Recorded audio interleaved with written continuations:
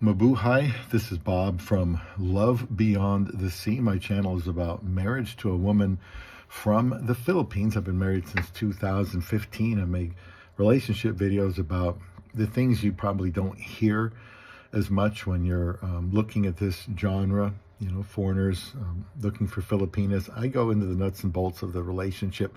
I try to as much as I can. But today I'm going to talk about something that can also be on the mind of foreigners, and that's the idea of retiring in the Philippines.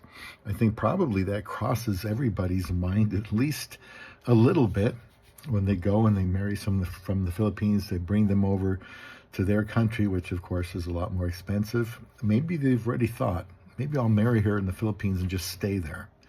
Have you ever thought about that? It's been something my wife and I have both thought about. And in so doing, I've had some things that I would be concerned about. I recently did a video on 6 things that I'm concerned about. Now I'm going to talk about 6 additional ones.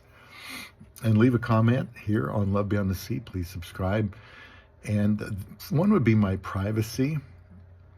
And when I got married in 2053, I've been single a long time. I was kind of used to living by myself. I didn't wanted to be married, but I got married, and now it's just me and my wife. Now, if we were to retire in the Philippines, my wife already knows we would live in the house that we built out there, which would be having some family members also there.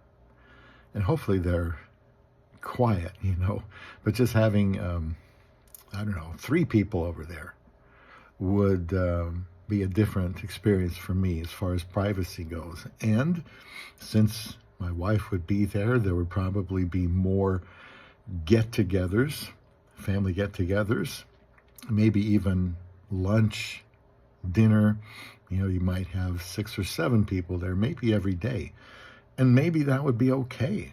Maybe if I actually did this, I wouldn't mind.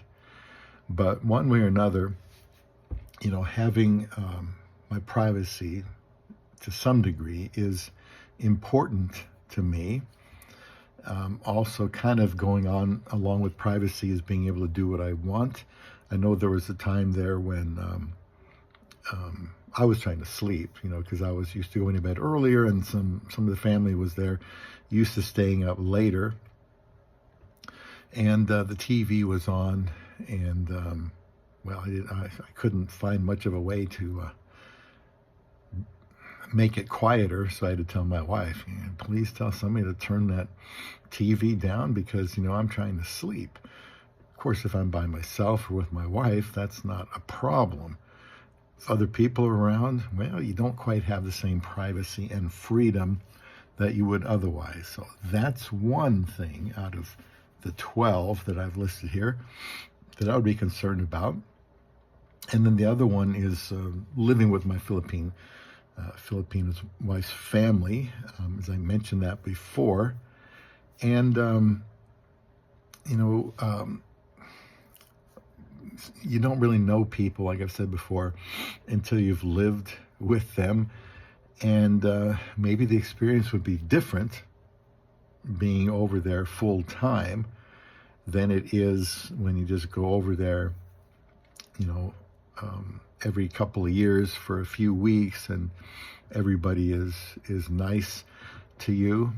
Maybe living with her family, maybe that's a little different. Maybe since we've got 5 rooms there, maybe somebody else moves in and it gets bigger and more uncontrolled for the environment. That would bother me a bit. Another one, so many people.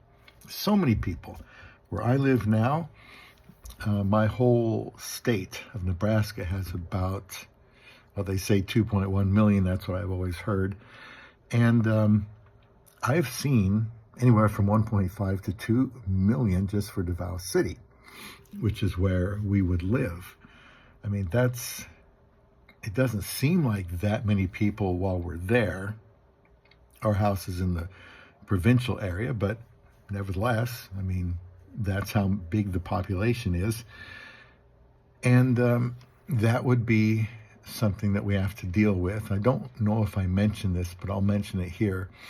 Along with having so many people around is so many vehicles around, like traffic. Not so many cars, but you do see cars in the Philippines. You see a lot of motorcycles, scooters, and the exhaust. You get a lot of exhaust from those things. If you've ever been in a sidecar parked behind one of those vehicles, old vehicles, jeepneys, you get a lot of that exhaust right into your face. I don't know, the pollution there with a high population is also something that you'd have to be concerned about. But maybe just having so many people around where I can't just go out for a quiet walk like to the lake. There might be some people, but here in where I live in Nebraska, but the lake is so large, I may or may not see many people around, depending on how hot it is or what time I go. And I go there because it's peaceful, quiet, can get away, think, meditate, listen to music, call people. Well, that's not going to be quite the same if I am over there in the Philippines, as far as finding a quiet place to go. I might also mention that, there's this big time zone difference. I think it's 12, 13, or 14 hours difference. And if I'm trying to communicate with somebody back in America, that's going to be harder. Now, I also communicate with people in other countries once in a while through various methods, but, the time zone difference is going to affect me communicating with them too. So that's another thing to think about is the time zone. And I had another one here. I think it's going to slip my mind. But you see, there are things that when you really start thinking seriously and writing them down about living in another country and doing it day after day, week after week, month after month, year after year, you might find out it's a little bit harder to get used to. Now, another one would be expats. And in the 5 times I've been to Davao City, I haven't seen a lot of them. The last time I did see some in one of the malls we were at.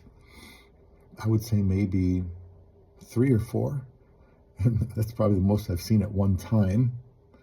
In Eden Nature Resort, there was one time we had a family or a group of people there. You could tell they were probably from the United States, but that's an exception.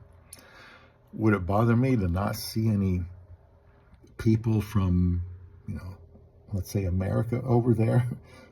I don't know. I wouldn't know until I actually put myself in that situation.